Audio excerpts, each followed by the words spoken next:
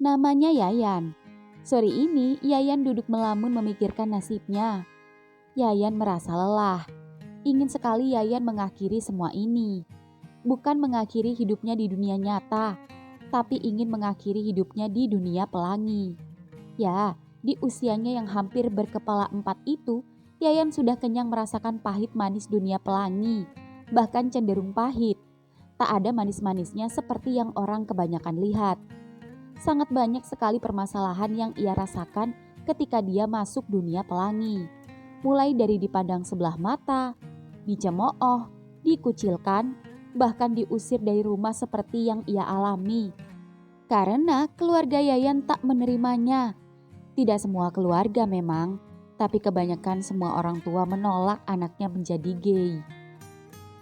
Selain tidak semua gay yang memiliki nasib beruntung dengan orang tua mereka, tidak semua gay juga yang beruntung memiliki pasangan yang bisa diajak komitmen dan bisa diajak bersama selamanya. Kebanyakan, gay hanya ingin main-main saja. Kalaupun ada yang menjalin hubungan, pasti ujung-ujungnya kandas juga dengan bermacam-macam alasan. Entah itu karena bosan, selingkuh, ditinggal menikah, bahkan perbedaan prinsip yang mulai tidak ada kecocokan. Tak peduli seberapa lama pasangan itu menjalin hubungan, begitu juga yang dialami Yayan. Sudah puluhan lelaki yang pernah singgah baik di hati dan tubuhnya saja. Susah, senang, sedih, kecewa, sudah kenyang ia rasakan. Mulai dari main-main hingga berhubungan serius. Berbagai macam laki-laki gay sudah ia rasakan. Mulai dari berondong hingga seusianya, hingga bapak-bapak tua sudah ia rasakan. Dan dari berbagai kalangan, baik dari anak sekolah, kuliah, kerja, buruh, karyawan, bahkan pejabat yang memiliki istri pun sudah ia coba semua. Itu karena Yayan dulu sempat berpengalaman open BO sebelum akhirnya Yayan menemukan seorang pelanggan bernama Mustafa yang jatuh cinta pada servis pertamanya. Yang lalu mengajaknya serius berpacaran dengannya dengan syarat Yayan harus stop dari pekerjaannya sebagai homo bayaran. Hingga akhirnya Yayan luluh dan memutuskan untuk berhenti dari pekerjaannya.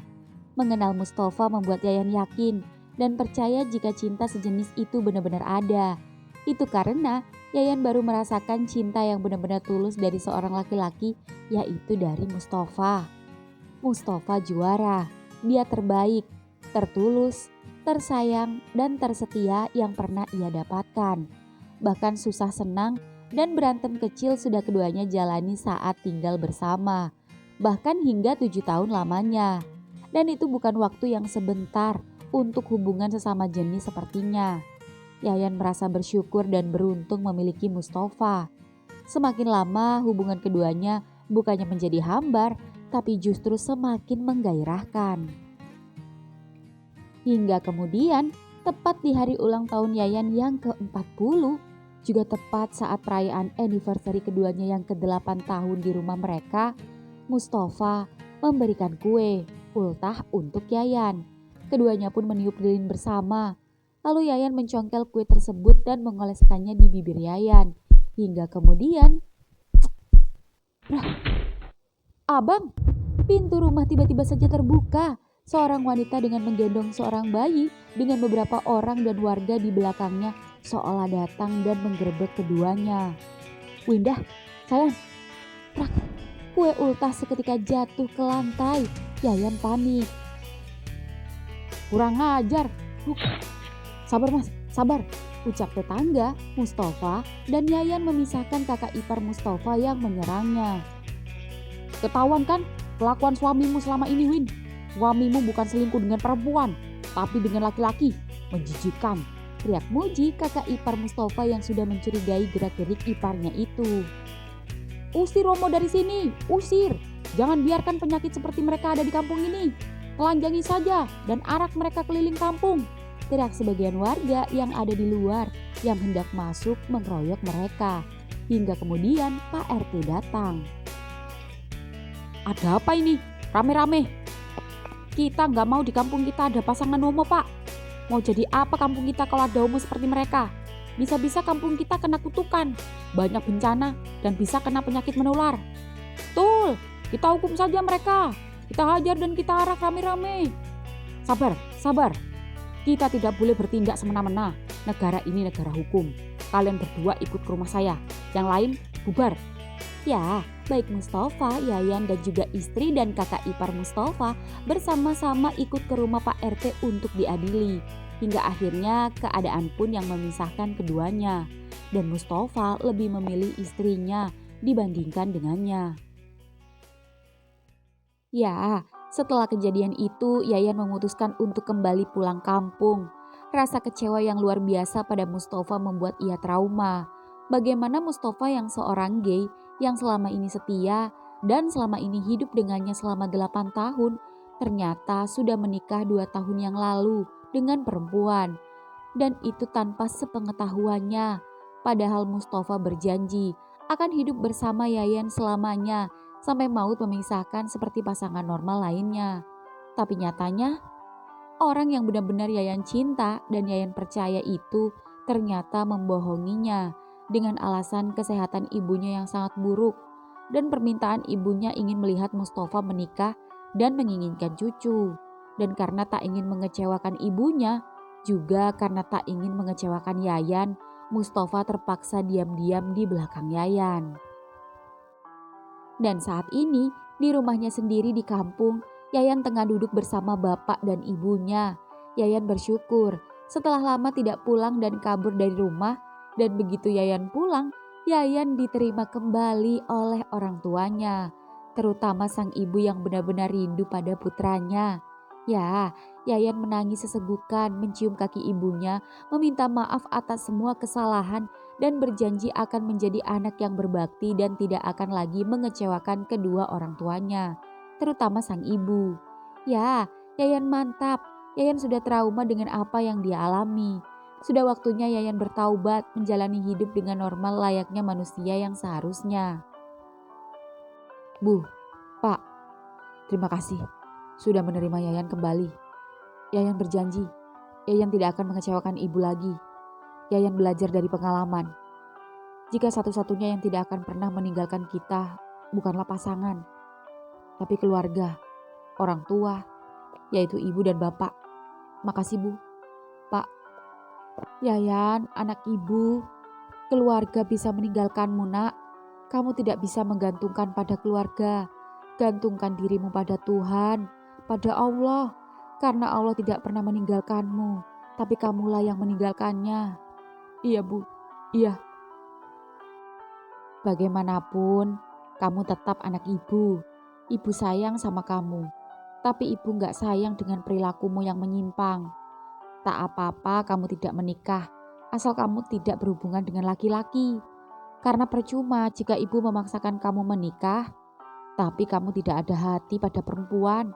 Kasihan istrimu nanti. Sama saja kamu membohonginya nak, dosa. Tapi bapak mau kamu menikah. Pak, Bu, dia sudah tua. Mau sampai kapan dia seperti ini terus? Kita orang terpandang di kampung. Bapak gak mau malu jika memiliki anak laki-laki yang tidak berguna. Pak, tapi Yayan tidak suka perempuan, Pak. Jangan dipaksa. Harus suka. Kalau dia niat dan serius bertobat, dia harus bisa. Tidak ada alasan tidak bisa. Harus bisa. Bagaimana caranya? Dia harus menikah. Bapak ingin punya cucu. Pak, Ibu, gak apa-apa. Bapak benar. Yayan harus bisa. Beri waktu Yayan untuk mencari calon istri yang Yayan inginkan. Banyak perempuan yang mau sama kamu. Bapak punya kenalan. Perempuan baik-baik di kampung ini. Bahkan bapak mengenal anak ustadz, juga anak Pak Kades. Dan ada juga anak juragan semangka yang terkenal cantik. Yang belum tahu siapa kamu. Baik Pak. Keesokan harinya. Ya, keesokan harinya masih di rumah Yayan. Malam ini Yayan mulai gugup. Saat kini tengah makan malam keluarga bersama teman-teman bapaknya dan masing-masing membawa istri dan juga anak gadisnya yang sejujurnya berniat dijodohkan dengan Yayan. Jujur, Yayan sendiri adalah biseksual dan seorang vers. Sebelum bersama Mustafa, lelaki yang dicintainya dan yang sekaligus membuat ia trauma, Yayan adalah seorang top. Namun predikat topnya seketika lengser ketika bertemu dan menjalin hubungan dengan Mustafa. Yayan rela menjadi bot demi Mustafa, pria yang disayanginya. Tapi sudahlah, semua sudah berakhir. Yayan tak mungkin memaksakan kehendak dan keadaan. Yayan lebih ingin fokus pada masa depan dan kehidupannya sendiri. Ya, jujur, semua anak gadis teman bapaknya yang saat ini dikenalkan padanya semua cantik-cantik. Tapi entah kenapa, satu pun di antaranya tak ada yang dapat memikat hatinya. Yayan sedih. Yayan merasa seperti masih gagal membuat perasaannya tertarik pada perempuan, secantik apapun itu. Karena secantik, sealim, dan seseksi apapun cewek itu, tetap si tampanlah yang akan menarik hatinya. Dan Yayan membenci itu, karena merasa gagal dan tak bisa memanage perasaannya pada perempuan. Berkali-kali Yayan mencoba untuk tertarik pada salah satunya, namun tetap saja tak ada hasrat. Meski jujur, jika pilihan Bapak Yayan cukup diperhitungkan. Tapi lagi-lagi Yayan tak bisa memaksakan perasaannya. Ya, dan setelah ketiga tamu-tamu bapaknya pulang, Bapak dan Ibu Yayan bertanya pada Yayan. Gimana Yan? Apa ada salah satu dari mereka yang kamu suka? Tanya Bapak. Belum ada Pak. Apa mereka kurang cantik? Mereka cantik, berpendidikan, dan bukan anak orang sembarangan. Juga dari kalangan orang terpandang juga di kampung ini. Maumu yang kayak gimana? Jangan sampai membiarkan perasaanmu suka sama laki-laki lagi. Pak, jangan gitu sama Yayan. Kalau memang gak suka, ya masa mau dipaksa toh Pak? Yayan janji Pak. Begitu Yayan menemukan perempuan yang srek di hati Yayan, Yayan gak akan tunggu lama. Srek yang bener-bener srek, tapi bukan pura-pura srek. Bapak mau kamu menikah karena sembuh, bukan menikah karena terpaksa. Mengerti? Mengerti Pak, ucap Yayan, lalu bapaknya masuk ke kamarnya. Yan, sabar ya, gak usah buru-buru. Kalau memang belum ada, santai saja. Kamu gak menikah juga ibu gak apa-apa. Yang penting kamu gak berhubungan dengan laki-laki nak. Iya bu, makasih ya bu. Ya sudah, kamu istirahat sana. Iya bu. Ya, begitu Yayan baru saja menginjak anak tangga. Assalamualaikum. Waalaikumsalam. Seketika Yayan urung naik dan berbalik lalu mengikuti ibunya ke depan. Dan begitu sampai depan, Yayan, masuk. Dek. Seketika Yayan terkejut ketika melihat Yayan, 23 tahun, anak tetangganya yang dulu ketika masih kecil ia gendong-gendong, juga teman main petak umpet dan main kelereng, dan juga sering ia antar jemput sekolah saat SMP itu, kini tumbuh jadi gadis cantik. Itu kini berubah dan bikin pangling. Keduanya sempat hilang kontak dan sempat tak pernah bertemu setelah Yayan pindah sekolah SMA ikut bersama bapaknya yang telah bercerai dengan mamanya. Dan setelah itu keduanya tak pernah bertemu lagi. Ini bu, Yayan disuruh ngirim lontong sayur sama mama. Tadi habis arisan. Oh, mamamu ini selalu saja gak pernah lupa sama ibu. Makasih Yayan. Oh iya, Yan. Seketika Yayan juga terkejut begitu melihat sosok pria dewasa yang tampan yang kini keluar dari dalam menatapnya. Anak siapa nih? Cantik bener, sapa Yayan yang merupakan jargon yang selalu ia ucapkan saat menyapa Yayan dari dulu. Dan Yayan terharu karena Yayan masih mengingatnya dan menyapanya dengan kata-kata yang masih sama. Mas Yayan? Ini beneran Mas Yayan? Terus siapa nak? Iya ini Mas Yayan yang dulu selalu ngajak main kamu. Ibu ganti piring dulu ya. Iya bu. Mas, makin ganteng aja mas. Lama banget ya gak ketemu. Mas kemana aja? Sapa Yayan yang sikapnya sama sekali tak berubah. Masih rame, ramah dan ceria.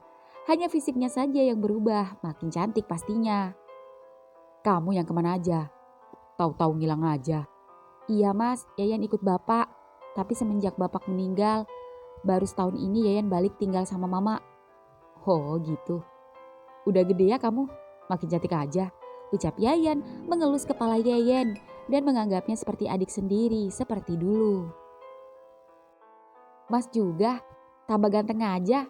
Ucap Yayan yang kini pangling dan jujur jantungnya berdetak. Karena jujur, entah dulu cinta monyet atau cinta lutung, yang jelas cowok pertama yang ia sukai untuk pertama kalinya dalam hidupnya adalah Yayan. Meski Yayan menganggap itu adalah sekedar candaan semata.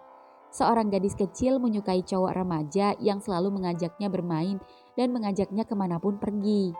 Yang sudah seperti kakak sendiri. Namun ketika Yayan kecil, Yayan memiliki bayangan jika ingin memiliki pangeran seperti Yayan. Bahkan sempat terpikir jika Yayan ingin menikah dan memiliki suami seperti Yayan. Tanpa Yayan sadari, jika pria impiannya ketika masih kecil dulu itu adalah penyuka sesama jenis. Ah, sudahlah, itu hanya khayalan seorang gadis kecil. Sekarang semuanya sudah berubah. Lagi pula Yayan sudah memiliki kekasih yang tak kalah tampan. Yayan buru-buru memutus tatapan mata kagumnya pada Yayan. Yayan harus mengingat jika dia sudah memiliki kekasih. Jangan sampai Yayan terpesona oleh mas-mas teman masa kecilnya itu. Sibuk apa, Yan? Kerja di salon, Mas. Sama Mas Adi, teman kita main kelereng. Oh ya, Mas juga kangen sama Adi. Di mana? Di pertigaan jalan raya, Mas. Oh, Mas sendiri sibuk apa? Sibuk cari istri nih. Oh, kamu sendiri udah punya pacar? Oh, udah Mas. Duh. Seketika ekspresi Yayan langsung berubah, namun tetap mencoba santai. Orang cantik cepat lakunya ya. Bisa aja Mas, dikira jualan kali. Mas sendiri juga, masa cakep-cakep gak laku? Kamu ini gak berubah ya, tetap aja ngeyel, ngelawan, dan ngebales, dan bawel, dan tetap gak mau ngalah. Tapi Mas suka kan? Hah? Maksudnya Mas tetap suka temenan sama aku kan?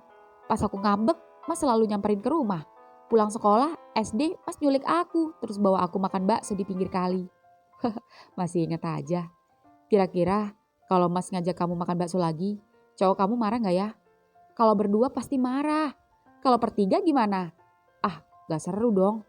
Ih, ya udah, makan baksonya di rumah aja sama mama kayak waktu itu. Bisa-bisa. Oh iya, bagi nomor WA kamu dong. Boleh, boleh. Mas chat ya. Iya, udah masuk kok. Yen, ini nak rantangnya. Iya bu. Besok-besok ibu mau bikin kue buat mamamu. Makasih banyak loh ya. Iya bu. Ya udah kalau gitu Yayan pamit dulu. Kok buru-buru? Mau lanjut ke salon bu? Oh ya sudah. Mau mas antar? Aku bawa motor. Hehe. Dah ya. Assalamualaikum. Waalaikumsalam nak. Hati-hati. Ya, motor Yayan pun pergi. Gimana? Makin cantik toh adikmu? Cantik banget bu. Beda banget sama dulu masih ingusan. Ya iya, sekarang udah besar. Tapi kadang ibu kasihan sama dia. Anak yatim dan kerja keras. Selain di salon, pagi-pagi bantu mamanya jualan sayur di depan rumahnya. Ibu terharu. Bu, ya. Yayan, mau sama Yayan bu. Hah? Ngawur kamu. Dia kan udah kamu anggap adik kamu sendiri. Kamu gak ingat dari dulu main sama dia udah kayak keluarga sendiri. Lagian dia udah punya pacar. Kan masih pacar bu. Kamu yakin? Yakin bu. Yayan udah mengenal lama. Yayan mau sama dia bu. Beneran Yan? Beneran bu. Masya Allah, ibu senang sekali dengarnya. Jangan sakiti dia ya nak. Kasihan anak yatim. Jangan permainkan hatinya. Dan kamu harus benar-benar menyayanginya setulus hati. Meskipun terdengar sulit. Iya bu, Yayan janji. Yayan akan berusaha menyayanginya. Yayan ingin normal bu. Semoga saja Yayan bisa membuat Yayan berubah dan sembuh. Amin. Ibu mau kasih tahu bapakmu nak. Pak, pak. Ya, ibu Yayan pun yang senang itu seketika berlari menghampiri suaminya. Lalu Yayan pun berjalan ke lantai 2. Di salon sendiri, Yayan yang kembali itu membuat rekan kerjanya heran, terutama Mas Adi, si cowok ngondek alias bences yang juga mengenal Yayan. Pasalnya ketika Yayan baru kembali, ekspresinya seperti kesambet dan senyum-senyum sendiri. Kenapa kamu Yan? Kesambet? Lewat mana tadi nganter lontong sayur? Ya lewat jalan lah, masa lewat kuburan? Kok senyum-senyum gitu? Perasaan baru aja ditinggal Aryo kerja keluar kota. Harusnya sedih. Mas tahu gak? Pas aku nganter lontong sayur, tadi aku ketemu Mas Yayan. Teman kita dulu pas main kelereng. Ah, yang benar kamu? Iya mas, makin ganteng banget mas. Suami masa kecilku. Mas inget kan kita dulu main nikah-nikahan? Mas jadi penghulunya. Aku jadi kayak flashback gitu loh mas. Ke masa lalu. Rasanya kayak jatuh cinta lagi. Tapi itu gak mungkin. Karena aku udah punya pacar. Tapi gak apa-apa. Kita tetap berteman kayak dulu. Tadi juga dia bilang kangen sama mas. Kenapa mas? Kok mas kelihatan kaget gitu? Tanya Yayan yang membuat Mas Adi Bences itu menoleh ke kanan dan ke kiri. Lalu berbisik lirih. Kamu jangan ngarep sama dia. Udah bener kamu sama Aryo. Iya mas tahu. Kalau sama Mas Yayan jadinya aku kayak sama om-om ya. Kos usia kita jauh. Tapi om-om keren. Kalau sama Aryo kan kita seusia. Hanya saja kita beda keyakinan.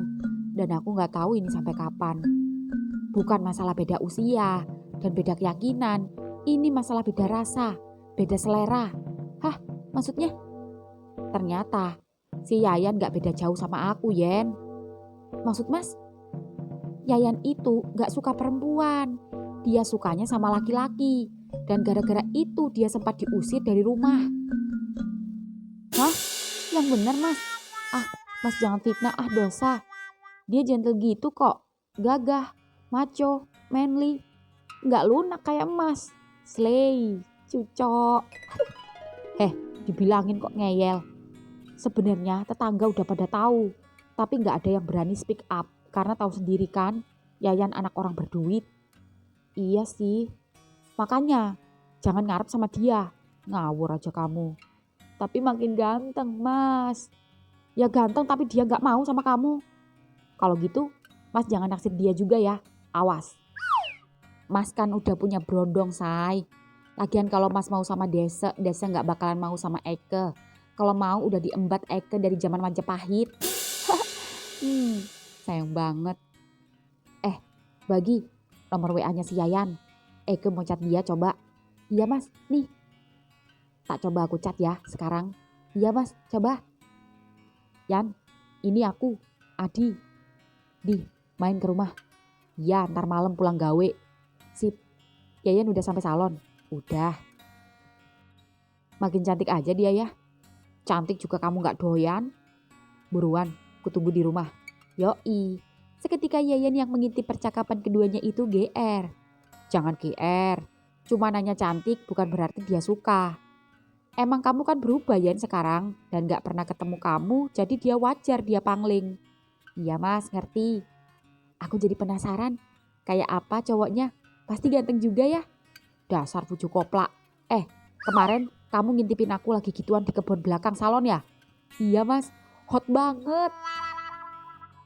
Di rumah Yayan sendiri, Yayan yang penasaran itu mencoba melihat foto profil Yayan yang jujur bikin pangling saja. Dan juga dapat mengalihkan rasa sakitnya pada Mustafa. Hingga kemudian tiba-tiba muncul pemberitahuan status dan ternyata Yayan baru saja mengirim status berupa foto. Yayan penasaran, sepertinya Yayan membagikan foto dengan cowoknya. Yayan yang penasaran seperti apa cowok yang mendapatkan hati Yayan itu mencoba membuka kiriman Yayan. Namun begitu Yayan membuka status Yayan, Yayan shock dan tak percaya. Begitu melihat status Yayan yang bukan foto namun video dua cowok Thailand artis boy love yang sedang adegan kissing. Yayan, jadi kamu cewek?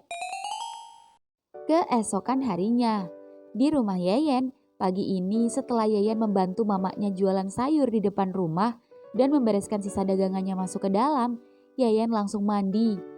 Dan ketika Yayan mandi, di luar sendiri ketika mama Yayan sedang merapikan meja jualan, sebuah mobil terparkir di jalan rumahnya. Yayan dengan bapak dan ibunya turun menghampiri mama Yayan.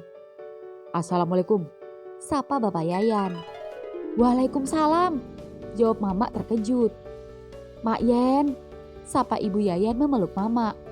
Ada apa ini bu? Ini Yayan toh? Iya mak, ucap Yayan salim tangan. dan memeluk Mama Yayan, dan Mama menepuk-nepuk pundak Yayan. "Walah, udah lama gak kesini. Kemana aja kamu, Nak?" "Baru pulang dari merantau, Mak." "Yayan mana, Mak?" "Walah, Yayan lagi mandi, kan mau berangkat kerja. Ayo masuk-masuk." Ya, ketiganya pun masuk. Dan begitu keempatnya duduk bersama, Bu Yayan menolak agar Mama tak repot-repot menyiapkan minuman karena mereka langsung maksud dengan tujuan dan maksud kedatangan mereka. Dan begitu Yayan mengutarakan niat baiknya, seketika Mama syok dan dengan obrolan yang cukup serius, dengan menjelaskan semuanya juga dengan menimang-nimang dan memikirkan masa depan Yayan, akhirnya Mama menyetujuinya. Apalagi keduanya bukan orang asing, ditambah kedua orang tua Yayan dan Yayan sudah lama berteman baik. Namun Mama belum yakin dengan keputusan Yayan. Hingga kemudian, "Yan, Mas Yayan, Pak, Bu," seketika Yayan terkejut ketika mereka datang. Yayan salim dan duduk di samping Mama. "Yan, Bapak, Ibu sama Nak Yayan mau ngobrol penting sama kamu, Nak." "Ada apa, Pak, Bu?" "Yan, ngomong langsung sama Yayannya," ucap Ibu Yayan, dan Yayan tersenyum pada Yayan. "Yan, Mas mau ngelamar kamu jadi istri Mas." "Hah? Eh, Mas bercanda aja. Bukannya Mas gak suka perempuan?" Dek. Seketika Yayan langsung syok ketika mengetahui Yayan tahu akan siapa dirinya. Tak hanya Yayan, tapi juga Bapak, Ibu dan juga Mama. Keduanya pun saling mematung dan bingung harus menjelaskan pada Yayan. Hingga kemudian dengan diskusi yang cukup alot, ya akhirnya muncullah kesepakatan di antara kedua belah pihak. Ya, dengan ragu dan dengan terpaksa akhirnya Yayan menerima Yayan. Resepsi pernikahan. Ya, 1 minggu kemudian keduanya akhirnya menikah dan menjalani resepsi pernikahan di rumah Yayan. Ya, meski resepsi pernikahan diadakan di kampung, namun acara cukup ramai. Apalagi ditambah adanya hiburan-hiburan kampung seperti jaranan dan masih banyak kesenian daerah yang membuat terlihat meriah. Jujur, sejak kejadian pagi itu saat Yayan melamar Yayan, keduanya belum sempat mengobrol secara serius, empat mata satu sama lain, karena keduanya langsung disibukkan dengan planning pernikahan keduanya yang mendadak itu. Beruntung acara pernikahan keduanya berjalan lancar sampai resepsi malam hari ini. Yayan sendiri sedari tadi memperhatikan wajah Yayan yang sedari tadi tampak linglung. Bahkan ketika menyapa tamu undangan tak terlihat senyum cerianya seperti saat keduanya bertemu pertama kali. Ya, jujur malam itu saat menjemput pulang dari salon 2 hari yang lalu, Yayan sempat mendengar Yayan berdebat dengan cowoknya yang ada di luar kota, yang sepertinya tak terima dengan keputusan Yayan menikah dengan Yayan. Bahkan cowoknya sempat mengancam akan melabrak Yayan, itu akhirnya urung. Saat Yayan menjelaskan terang-terangan dan tegas memberi alasan jika memang keduanya tak bisa bersatu karena memang perbedaan keyakinan di antara keduanya. Juga karena Mama lebih setuju dengan Yayan jika dibandingkan dengan Aryo. Meski awalnya Aryo tak terima dan juga memberontak, namun karena Yayan yang tetap kekeh dan bersikeras untuk memilih mengakhiri hubungan keduanya, membuat kekasihnya itu akhirnya menyerah dan merelakan keputusan Yayan. Yayan ingat betul saat melihat Yayan menangis malam itu. Ya, Yayan tak ingin mengecewakan Yayan. Demi Yayan, Yayan rela melepaskan kekasih hatinya. Yayan berjanji, demi Yayan, demi keluarga, dan demi dirinya sendiri, Yayan berniat benar-benar berubah. Dan ketika Yayan memperhatikan Yayan melihat jika air matanya tiba-tiba saja menetes. Beruntung Yayan tidak sedang menyalami tamu. Yayan pun segera mengelap pipi Yayan yang basah itu. Lalu mengajaknya Yayan yang sedari tadi berdiri itu duduk di pelaminan. Kemudian Yayan berbisik pada Yayan. "Yayan, jangan sedih. Mas tahu apa yang kamu rasakan. Mas serius sama kamu. Jangan ragukan Mas. Setelah resepsi ini selesai, malam pertama nanti Mas ingin ngobrol banyak sama kamu tentang masalah kita. Ya, please, jangan sedih. Ini hari bahagia kita. Tersenyumlah." Ya, Yayan pun mencoba tersenyum meski di dalam otaknya banyak sekali yang ia pikirkan. Nah, gitu dong. Anak siapa nih? Cantik bener. Ucap Yayan dengan jargonnya yang biasa ia tujukan saat memuji Yayan sejak kecil dulu, yang lagi-lagi membuat Yayan tersipu. Yayan senang melihat senyum Yayan dan melupakan rasa sedihnya.